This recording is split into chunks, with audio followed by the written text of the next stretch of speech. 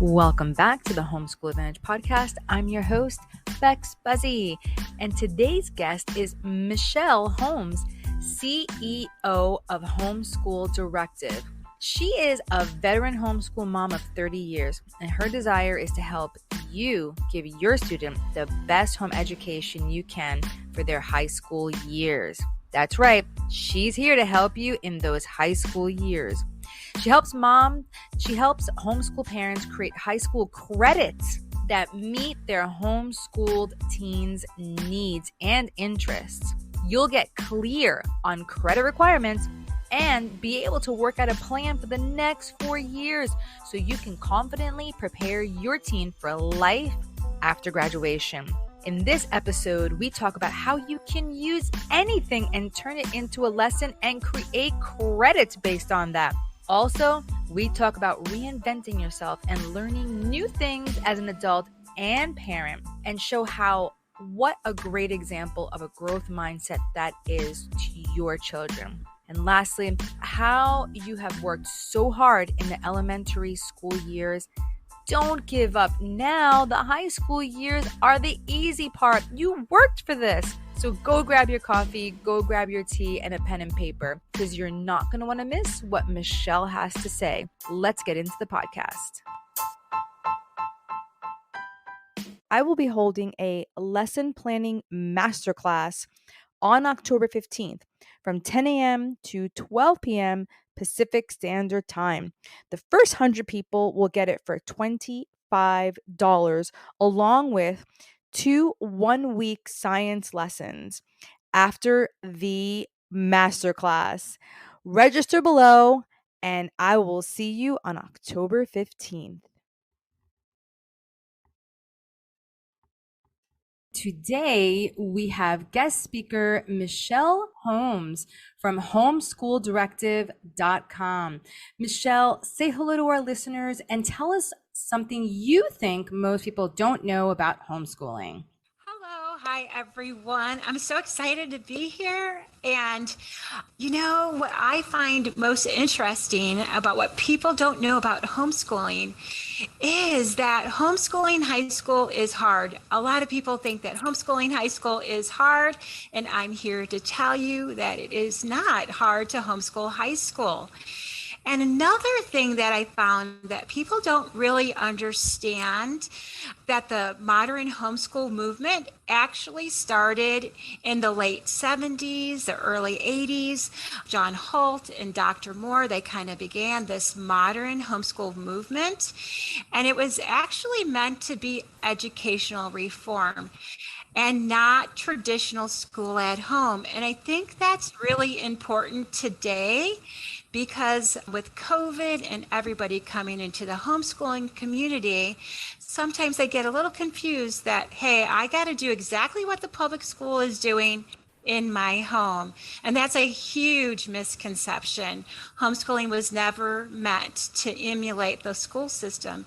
It was designed, the modern homeschool movement, to be an alternative and to change things up and do things differently.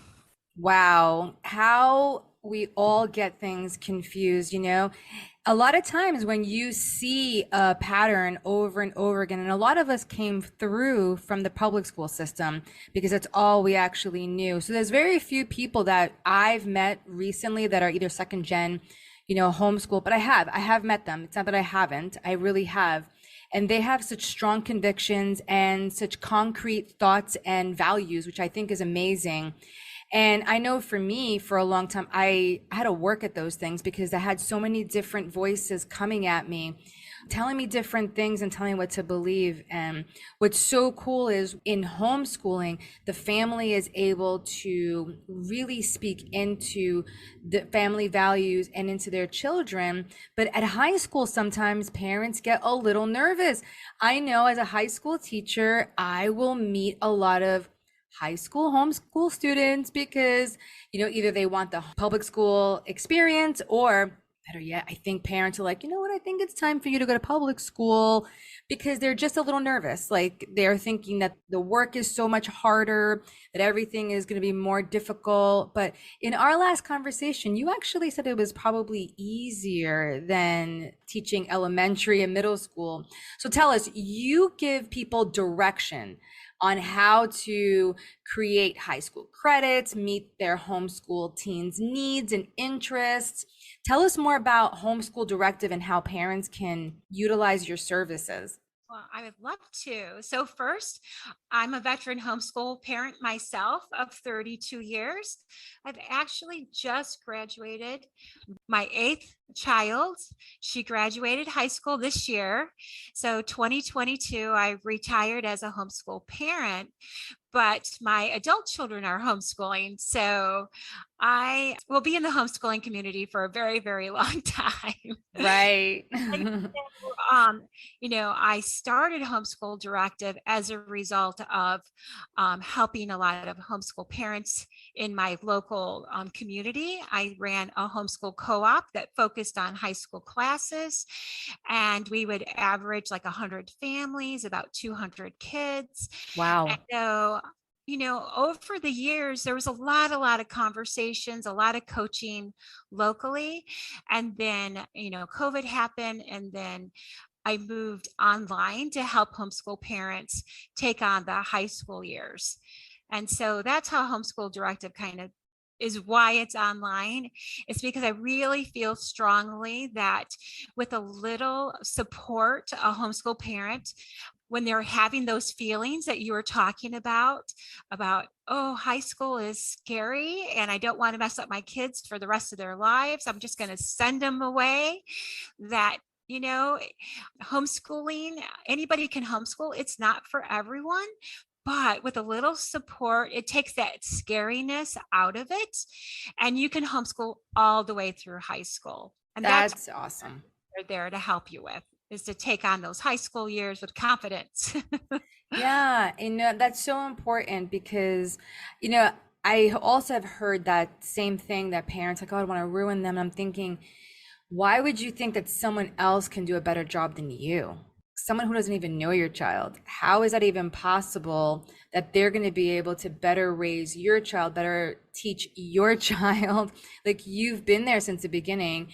And I'm so glad that your services are there to encourage parents and to just help them understand like you're equipped. You have everything you need to be able to just overcome and, like you said, tackle the high school years, right? Yeah.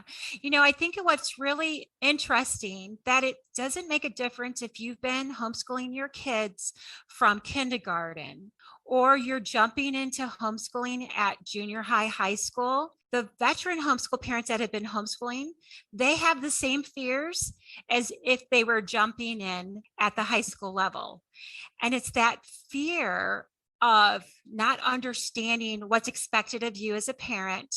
It's like, what are graduation requirements? What does a credit really mean? I don't think the homeschooling community has done a great job until now with Homeschool Directive, but explaining exactly what's expected of you as a parent to facilitate a great high school experience for your teens at home without buying a box curriculum.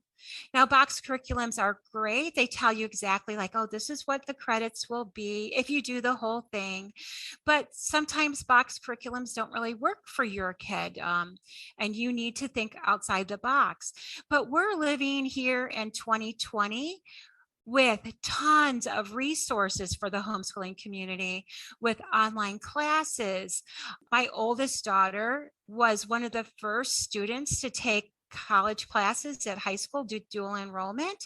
But now the catalog, local college has a whole section. If you're a homeschooler, here's how you take classes at our college.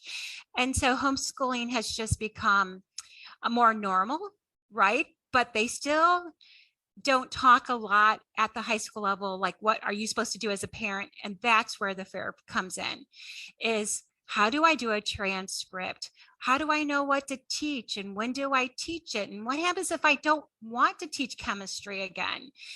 And understanding that you as a homeschool parent have a lot of resources out there. And once, like once I teach you like what graduation requirements mean, what a credit means, and there's actually like 4 different ways that you can create coursework and count that towards your kids' high school experience. And once you know these things, you're going to be like, oh, I can do that.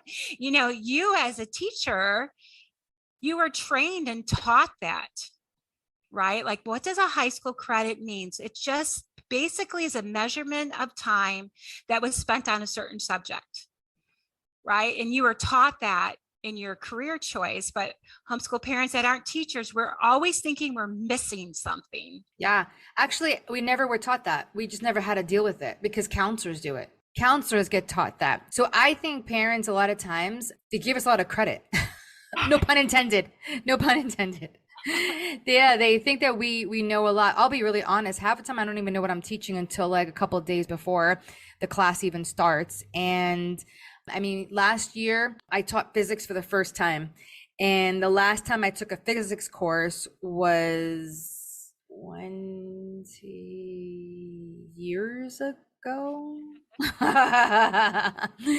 Maybe more. So it was one of those things that I was like, yeah, I remember taking physics. I liked it. I'll just have to go back into it and, refresh myself. And I'll be honest, I actually relearned everything. It wasn't even a big deal for me. I guess the difference between my mindset and someone else's mindset would just be that I'm not afraid to learn. I'm just like, you know what? I'm going to learn it. I'm going for it. And I think that teachability and that desire to want to learn. And I told my students too, I was like, I haven't taught this class ever before. It's my first time and I'm excited to get into it with you guys. So, if you guys find things that you want me to share on this topic, let's do it. Otherwise, I have things set up already, but I'm not adverse to, adding new material that would interest you. So I'm really super flexible when it comes to those things, because I do understand that education isn't, this regimented thing. And I think a lot of parents also think that I get through my whole entire curriculum, and I don't. Absolutely do not. I might miss more than half of it. When I tell people to look in the author's notes, that the author's notes usually tell you how much you have to complete of a book, it's like mind blowing. It's like, what do you mean I only have to do 75% of this book? And like, once you start talking about this out loud, that, the author has an objective, and it's okay if you don't match that objective for that book. If you only want to use half of that textbook, use half of that textbook. Curriculum is a tool. It is not your dictator. And so when you start talking about like, hey, the reason why you don't have to do all of the textbook is because there's built-in review. If your kid is just going from next to the next step up, they might not need the review. So yeah, you could skip the first 20 chapters of that textbook. Like, they're like, what? That's why I'm here. And that's why I'm glad that you're having me on here, is because they need to hear, even as a public school teacher or something like that, you don't do all the whole curriculum. And we have that same freedom in our homes. And once we start viewing education as a lifelong process, and that our goal shouldn't be producing children that can regurgitate short-term information, but that they have actually engaged in the learning process. They have become lifelong learners. Like, I would rather have a lifelong learner than someone who can pass a test and forget the information next week. Because trust me, I have some kids that are wonderful at short-term memory. Oh, I was one of those. I mean, I remember I got through college through acronyms, literally. If it wasn't for an acronym or some type of mnemonic device, I'm not 100% sure I would have gotten through college, because literally, I mean, they give you 3 months to get all of this information. And I remember telling my microbiology teacher, because she was very like, you have to learn all this. And I said to her, I said, I just need you to know this. I was like, you've been teaching 20 some odd years. You know this. And you want me to reach your 25-year level in 3 months, on top of my other three classes that are expecting me to do the same thing, it's unrealistic. And I just remember telling her that, and she's like looked at me, and I was like, it's not going to happen. I'm going to do my best, So I remember I just used a lot of tools, mnemonic devices. My biochemistry class, the paper was coming down, the test, and I'm like, what's going on? And they're like, we have a test today. I'm like, and I completely forgot. And I was like, oh no. And I looked at the girl like ahead of me as I'm getting my paper. I'm like, give me a mnemonic device. And she just threw one out really fast. I wrote it on my paper on the side. And I was like, just go through it really fast with me. So she, as the paper's coming down, she's reading out what each one of these letters means. And the papers got fully handed out. And that's when you have to be quiet. But I had already written out mnemonic device. So I was like, got it. So I was able to pass the test because of a mnemonic device. So you're absolutely right. I think a lot of times parents have a different type of thought. They're thinking that it's so much more, I don't know, I guess put together than what it really is. And I agree with you. As parents, they have so much more freedom. They actually have way more freedom. Like I teach biology, right? And in my course right now, I'm teaching on the kelp forest. How I would love to be able to bring all my students to the beach, right? Go on a kayak, move out into the Pacific Ocean, show them the tops of all of the kelp forest, to be able to even go onto the beach and pull some of the seaweed, which is kelp, and like literally spread it apart and show them all. I can't do that. I don't have the resources or the time to do that. I have to get permission slips. Hopefully they would let me get a bus. I'd have to get lunches. I'd have to get, any type of release forms, any type of security things. I'd have to have another teacher. I would be missing my other class. I mean, it's just a mess that it's not even worth sometimes. I'm like, you know what, let's just get a video and watch it through there. And I mean, there's creativity that can bring in the kelp into the classroom, and that's another thing, but I'm an online teacher, so I don't have to do that. But what a parent can do when they have people who can like direct them, right? Like tell them, hey, you got this. Here's how we can make it really fun and engaging. Let me help you. I've gone through this already.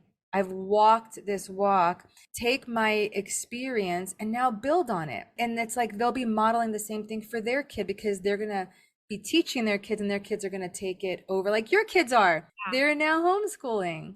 I have 3 adult children with school age kids, and they've all chosen to homeschool. That's awesome. That's awesome. And I think that what you're hitting on is that the flexibility that comes from homeschooling is how you get your children to buy into the learning experience. I couldn't have made it 32 years if I homeschooled the same way each time. Wow, powerful. My ADHD and my dyslexia, like, because I have dyslexia and I have my own learning, I would have been stabbing myself in the eye. But thank goodness that, I had people speaking into me when I first started homeschooling back in the 90s that it's educational reform. You don't have to do box curriculum. And I'm so thankful for that, because each of my kids, even though I have high school graduation requirements that are required for my homeschool high school academy, my kids each had their own educational experience, because I took into consideration their desires, their goals in life, what they wanted to excel in.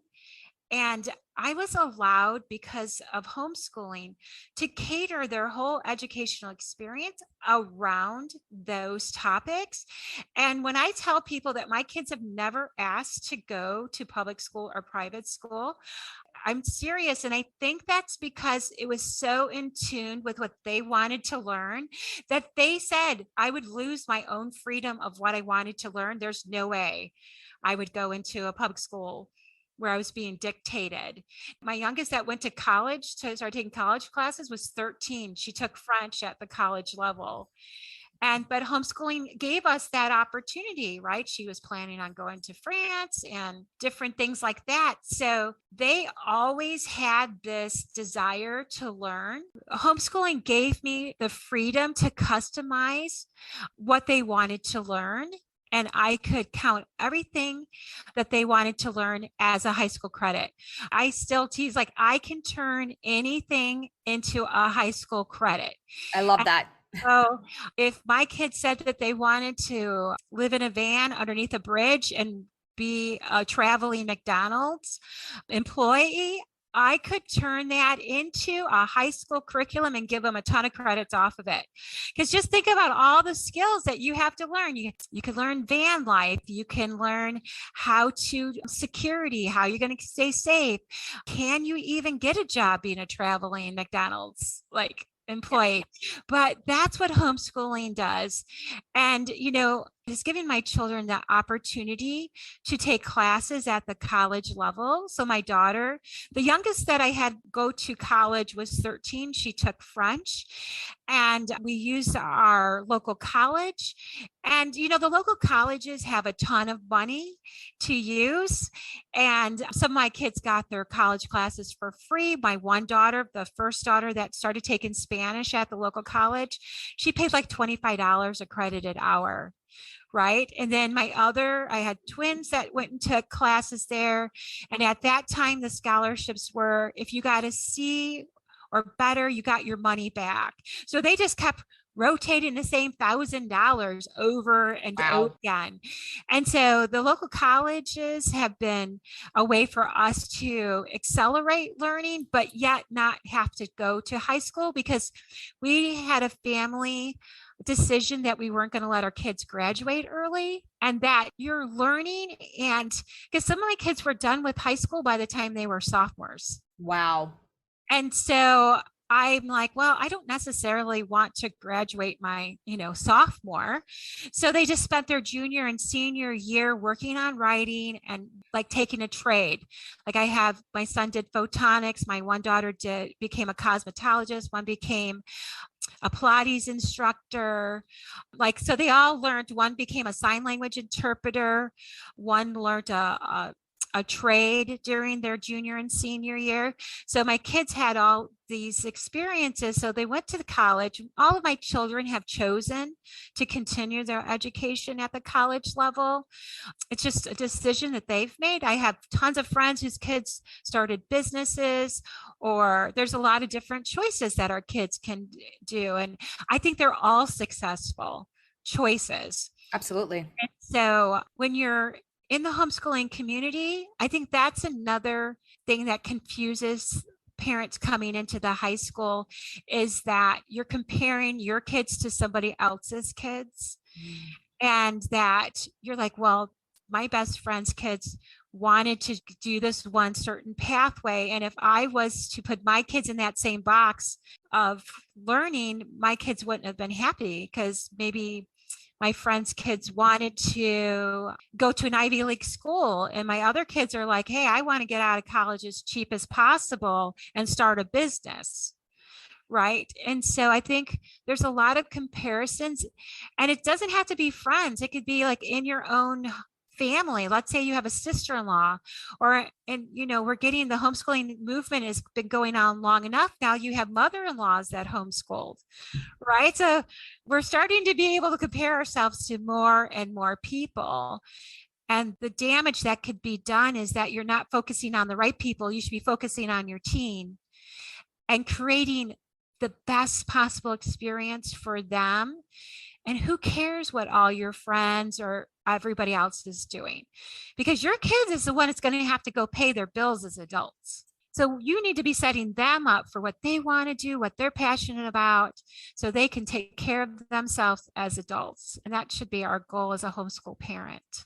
I love that, Michelle. That was such powerful words. And, I think with that type of paradigm, parents are going to just be able to direct and help their kids, literally do what they want. Everything you said that you were talking about really just talked of freedom and the ability for your child to focus on the things that they love to do, to become excellent at that.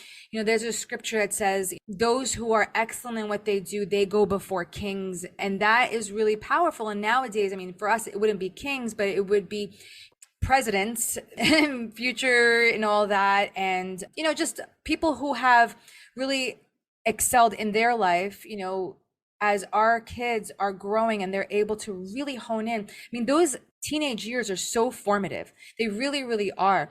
And especially the earlier years, yes, they're formative too. But those teenage years is where they are really thinking about what they're going to do the rest of it. And that is so innate. Thinking about what you're going to do the rest of your life really is an innate thing that happens within you as a teenager. You do start thinking of your future. And I find that homeschool kids have more of a desire to think about that. They actually have more of an unction. They have a little bit more direction. And I do believe it's because parents are more involved. I just do. I see that even in the public school, when I have students whose parents are more involved, I have a completely different student. I just do. And I can tell you, I know when the parent's not involved. I absolutely know when the parent is not involved by the way the child is, the personality, because it's almost the same each time. I will receive the same kind of a kid. It's pretty mind blowing how you can actually see, like, oh, that parent's involved, that parent is not involved. And it's just so important. Right? It's the kid has support. And that's the same. And that's what made me want to start Homeschool Directive and be a support to people. So you just don't feel like you're throwing spaghetti at the wall. Like those teenagers that don't have somebody walking beside them telling them, hey, you got an F in this class, but I'm going to tell you what, it's not who you are. Just because you didn't do well in this doesn't mean that you're not going to do excellent in that, right? They just know they failed this class and they start thinking all these thoughts. But when you walk beside the kids and homeschooling just lends itself for you to have more time.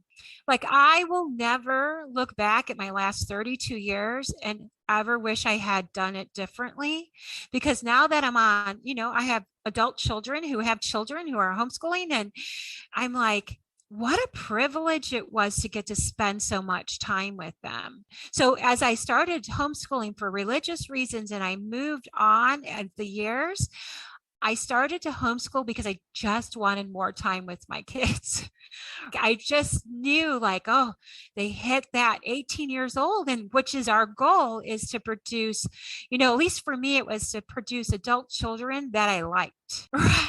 Like that was my goal. I want to like you as an adult, because truthfully, I had some friends and kids who they didn't like their adult children, but that was my goal. And so I can safely say that I have done that. I like all my adult children, but I really think that's because homeschooling gave us that time to have those life conversations at odd hours of the day. My parents died fairly young, but they were sick. My kids had exposure to them because they weren't in public school. They got to spend a lot more time with them. So when you start adding up all the extra time that you get by having them in your home, it really balances out that fear that you're going to mess them up. Because in the end, you're not going to mess them up if you're paying attention and you're paying attention to your homeschool state laws, and you have some type of structure where you know how to issue credits and you know how to issue a transcript. Truthfully, I have really never ran into anybody that I could say, oh, that's educational neglect. Right. They were just totally off. And I've met two people in my whole 32 years where I thought, you need to be a little bit more paying attention to what's going on. Right. Yeah. And we have to pay attention. There's this misconception. Here's these misconceptions today that we can just wing it. You don't wing it at the high school level. You always want to set your kids up for choices in the future. I want to set my kids up if they want to go to college. They have the resources, the knowledge to go. If they want to go to trade school, we've set them up for that. So the goal is to set them up with as many opportunities that they can for when they can onboard into college. And onboarding into adulthood doesn't just mean have your math facts. It's like, can you do your laundry? Can you balance a budget? Can you deal with toxic people? Do you know how to write an email to a professor and ask them for help? Like, that's all onboarding in high school that we should be doing for onboarding into adulthood, not just being worried about, chemistry and mathematics. That makes so much sense. So, can you walk us through like some of the things that you work on with parents? Because you mentioned a lot of things, and a lot of them is encouragement and motivation. But you right now you just start talking about some technical things. Can you just give us like a little blurb on like what are the things that you work with parents on? So I offer a free boot camp. It's howtohomeschoolhighschool.com. And it was over 3 days, but it's 3 days of training. And what I do is I help you set up your homeschool foundation work. So I teach you, here's your homeschool laws. Here's the things that you need to know about your homeschool laws. What does a credit mean? What is graduation requirements? Like when I start talking about graduation requirements to parents and they realize that every state is different, every school district has different graduation requirements, that each state means that each school district has to meet a certain minimum and they get to add to it. Like that's mind blowing. Like in the state of Illinois, where I've homeschooled the last 32 years, our state graduation requirement for the public school system is 16.75 credits, right? But each school adds to it. Right? So a school in one town might have 22 credits. Another school in another district might have 30 credits. One school might do full credits. One school might do half a credit. And that's where the confusion comes in, right? So I teach you that we all as homeschool parents have to have a comparable education. Well, in the state of Illinois, it's 16 credits. Like my kids are usually done with that by the time they're finished with their sophomore year. And so it takes that pressure off of that unknown. You can add to graduation requirements. So I teach you that, how to look at your state graduation requirements and decide, are you happy with that or do you want to add to it? And then what is a high school credit and how do your kids learn? How does your kids earn a credit? And that can either be through time, it could be exposure, or it could be mastery. And once you learn that basics, you could turn anything into a high school credit. And that's what I teach you in the boot camp. I teach you how to create your own graduation requirements, think about grade point averages, this kind of talk about transcripts, take that mystery, basic information, take that mystery out of it, set your homeschool high school academy up for success. And by having graduation requirements, it doesn't mean that, my kids, I said I had graduation requirements, but I had flexibility where I could change things up. Like for instance, I'm strong in electives. My kids have to have like 6 electives, but let's say that my daughter she's severely dyslexic and I had to change a couple of things up for her so we could accommodate her special needs, right? And so that's the beauty. I have this graduation requirements, but I have flexibility so I can really focus in each child individually. And that's what I teach you in that boot camp. No, that's perfect. So what inspired you to create Homeschool Directive? Because it definitely seems like there's a lot of work and thought behind it. And, it just seems that you've really put a lot of you in there. So where did that inspiration come from? By homeschooling for such a long time, there wasn't the resources out there. It's kind of still the same. We've really done a poor job when it comes to helping homeschool parents at the high school level. It's kind of the same, right? Where I ask the same questions that the parents are asking today, even though my oldest daughter graduated, a long time ago. And so those questions are not easily answered. And I didn't want to necessarily use a boxed curriculum. So if I'm not using somebody else's suggestion of what my high school should look like, and I want to customize, and I want to come up with my own thoughts on, or allow my children some flexibility to study what they want, then how am I going to turn that into a credit? And so it began this search of this information and just a lot of research and trying to figure out, like, as a school teacher, I've talked to my school teacher friends, like, what does it mean to teach in a class, and how do you know that your kids have accomplished what you were hoping to do, right? And what about grades and grade point averages? And when you start really thinking about that bigger picture, grades are subjective to the teacher. What does the teacher want? When I started saying those things to me, like, what do I want for my child out of this class? It looked different. Sometimes I wanted mastery. Sometimes I wanted a computer science class. I wanted them typing 45 minutes, words a minute, like some mastery. But sometimes it was, I just want to expose them to as much information about Shakespeare as possible, right? And once I started understanding that, then I started teaching it to my friends in my homeschool group because, as our kids get older, it's the same questions year after year.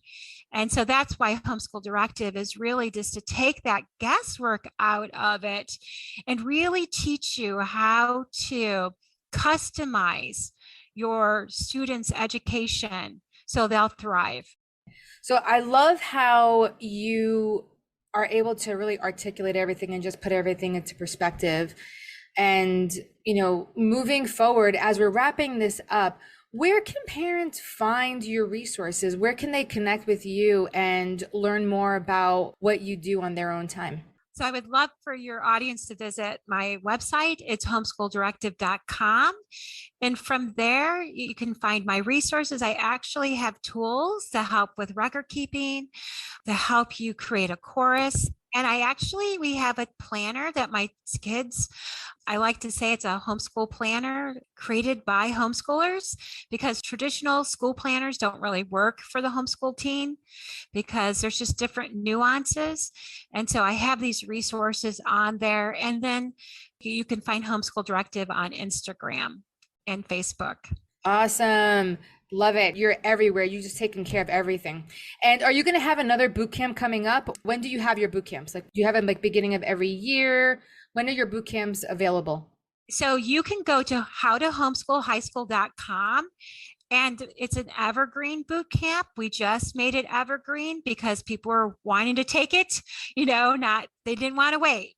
And so we just made it evergreen, which means that you can go to howtohomeschoolhighschool.com and you can download it and have instant access to it. Oh, that's fantastic. So they don't have to wait for any type of scheduling. Beautiful. Instant access. Awesome. Because homeschool parents want information. They want it now. Yeah. It has to be fit their lifestyle. And that's another thing that's really beautiful about homeschool. You get to choose your lifestyle, and then you can choose how you're going to teach your children throughout that. I love that. And that's really important is that you don't have to do school from 8 to 3. During volleyball season and heavy sports seasons, our kids, because they were in high school homeschool leagues, like their practices started like at 3 o'clock in the afternoon. And so we did school on Sunday. We called it Sunday school. So it's flexibility to be able to do school. I had one friend whose family was not morning people. Like they didn't get out of bed till 8 or 9, 10 o'clock. They started school at 1 o'clock in the afternoon. Her kids all became engineers. It worked, right? Yeah.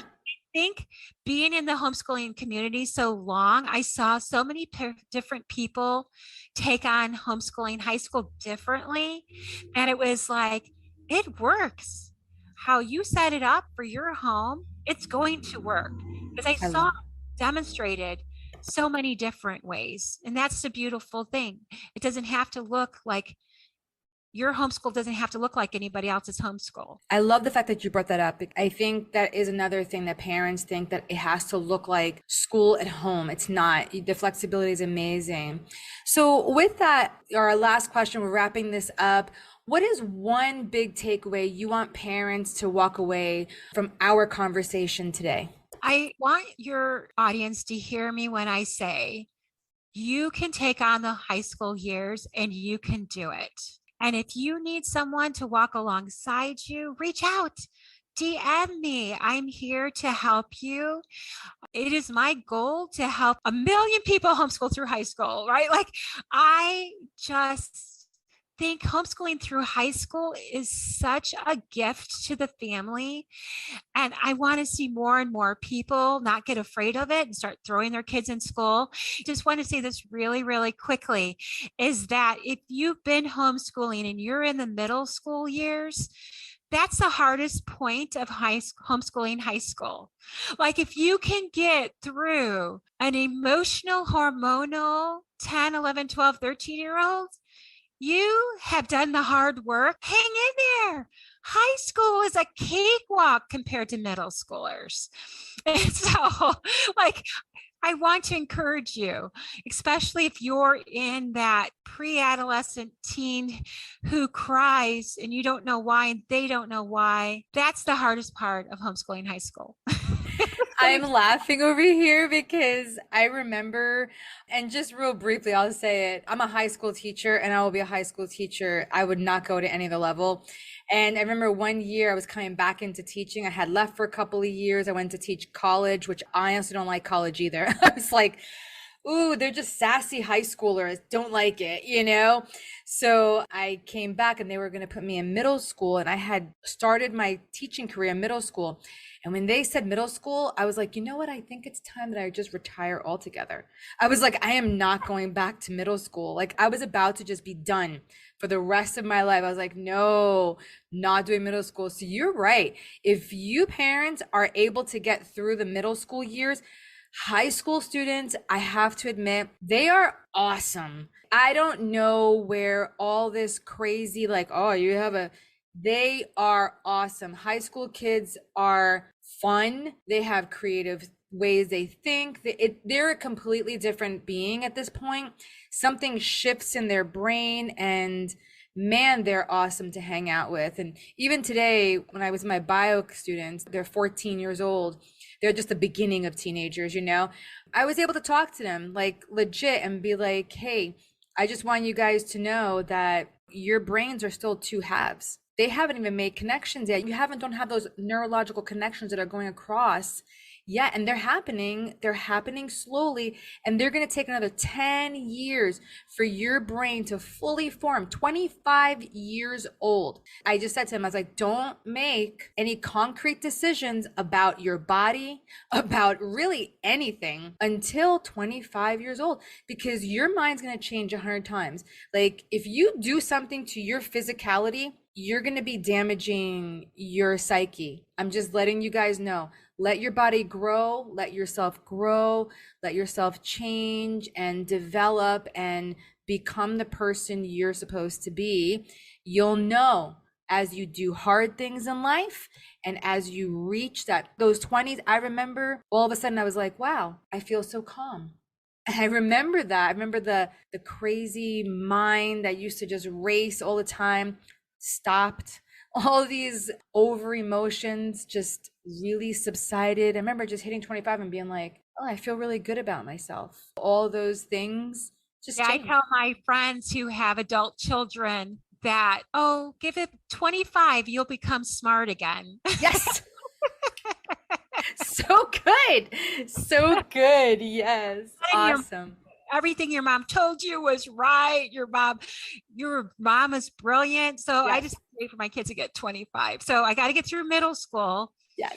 And I got to get through 2025 and then I become smart again. It's true. I called my mom at 24. I said, Mom, I'm so sorry. And the apology phone call came. I remember 24, I was living in my own apartment and I just began to burst out crying, realizing all that she had done for me. And I called her and she laughed on the phone. She's like, no worries. Thank you for the phone call. I appreciate it. But man, I bawled. And I think that as homeschool parents, just to recap as we're signing off here, is that our goal is to help our children on board into adulthood and not alienate them so much that they don't want to give us those phone calls, and that our kids are going to be learning the rest of their lives. And we're not going to be able to jam everything they need to learn in 4 years. And to be okay with that, be okay with gaps in the education, because I just have to make sure if my kids have gaps, they know how to fill them later on. And if I can, with just a little bit more, I just love to give you this example of gaps in our home, in my own home education, that this beautiful example of, we were having a family dinner. We do a family dinner once a week. Kids come home, they're all sitting around talking. And these are adults, bantering with each other, giving each other a hard time. One was giving them a hard time because she doesn't know where anything is in the United States. But the other kid knows. She's been on mission trips. She's been all over the place. So geography, she knows it. The other kid knows all about art. And as they were like teasing each other about their gaps, I thought, that's beautiful. My kids have gaps, but if they wanted to know information, they know how to access it. And so even though they had these different educational experiences, they knew what they wanted to know, and they knew how to get information after graduation. And that's the powerful thing, right? Is that creating learners for the rest of their lives. Yeah, that's powerful. You said something there that was really powerful, that they know where to get the information. So basically, we teach them how to learn, so that if we don't teach a subject, they will still be able to learn that later on in life on their own, because they need to become lifelong learners. So that way they are teachable. And, I've seen people who grow up, get older, and they're like, I'm done learning. And you find that people who are done learning when they get older, in a sense, they stop living. Like your life just isn't meaningful and joyful anymore. You find that little bitterness, but when you are a lifelong learner and you're teachable and things still excite you about life, and you realize that I just barely scratched the surface. I'm 40 years old and I barely scratched the surface on learning now, and actually in a couple of years I'll be 50, which is mind-blowing to me, when I'm like, what? Are you kidding me?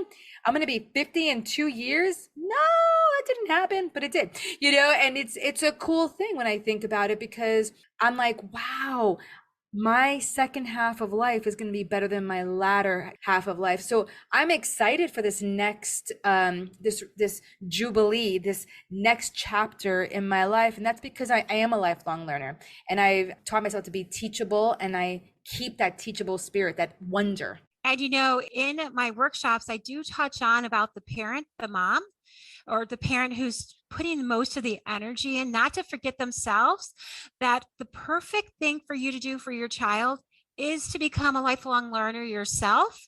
Like my husband and I, we're like pushing that 60 mark here. And you look great. Oh, thanks. But we're in farm classes. We decided that our second stage of life and retirement, like we want to own like 200 acres, like we want a farm. And so we enrolled in classes, like we're in an intensive 1-year program where we go to classes 3 days a week.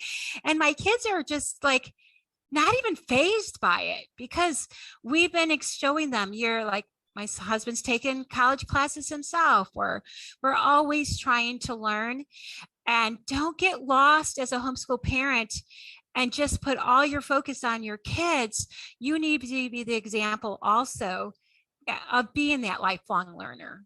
So you're such an inspiration. You really are. You've just inspired me so much in this conversation.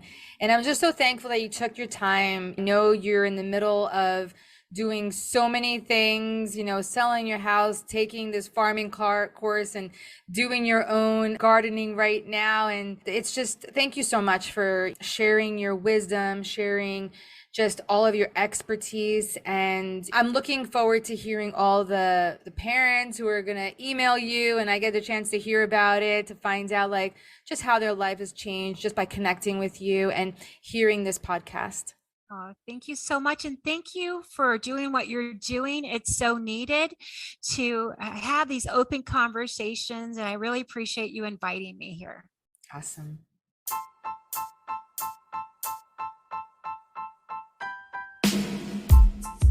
If you love the conversations we're having here on the Homeschool Advantage podcast, follow or subscribe our podcast to stay in the loop and never miss this amazing content.